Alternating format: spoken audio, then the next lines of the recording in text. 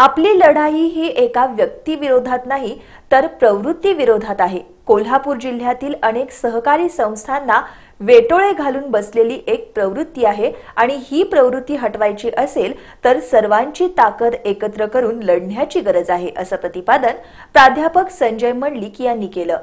करवीर पूर्व भागातील उंचगावसह गांधीनगर, चिंचवाड, वसगडे परिसरातील गावात सेना भाजप युतीच्या प्रचार दौऱ्यावेळी ते बोलत होते।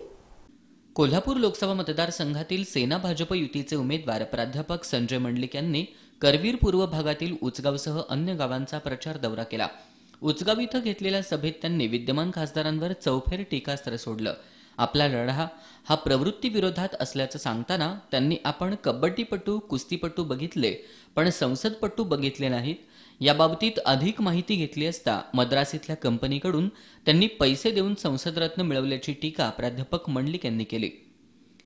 खऱ्या अर्थाने या कोल्हापूर जिल्ह्यामध्ये हा जो लढा आहे हा प्रवृत्तीच्या लढा आहे। एक विशिष्ट प्रवृत्ती या कोल्हापूर जिल्ह्यातल्या सहकारी संस्थांना, स्थानिक स्वराज्य संस्थांना आणि आमदार खासदार सारख्या पदावर सुद्धा वेटोळे घालून बसलेले आहेत आणि त्यांना हरवायचं असेल तर सगळ्यांच्या ताकदीची गरज आहे। आपल्या सर्वांना माहिती आहे आमचे विद्यमान खासदार त्यांना नवीन खेळ त्यांनी काढला, संसदपटू।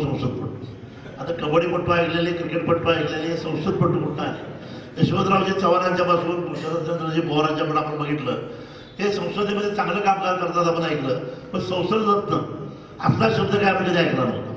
आणि म्हणून 3 वेळा संसदरत्न आणि मला माहिती घ्यायचा प्रयत्न केला। कोल्हापूरपासून जर मुंबईला चाललो तर कोल्हापूरपासून साधारणतः साताऱ्यापर्यंत संसदरत्न धनंजय माडिक, त्याच्या पुढे गेलं की संसदरत्न सुप्रियाताई सुळे, त्याच्या पुढे गेलं की संसदरत्न सदन बारदेसाहेब, त्याच्या पुढे गेलं तर संसदरत्न राजीव सातवसाहेब, मुंबईत घेताना संसदरत्न वेगळे।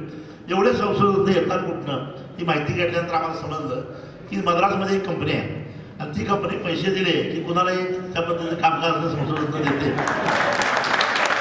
यावेळी सुरुवातीला त्यांनी उचगाव इथल्या मंगेश्वर मंदिरात देवदर्शन घेऊन आणि छत्रपती शिवाजी महाराजांच्या पुतळ्याला पुष्पहार अर्पण केला।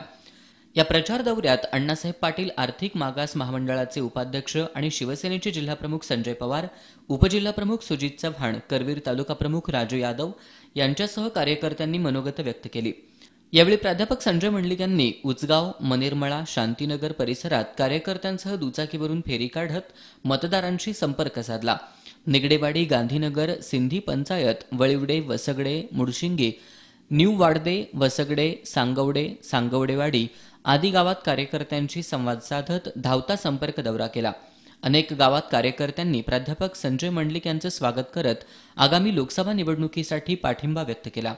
यावेळी युवासेनेचे हर्षल सुर्वे, पोपट दांगट, मंजित माने यांच्यासह शिवसेना भाजपचे कार्यकर्ते उपस्थित होते।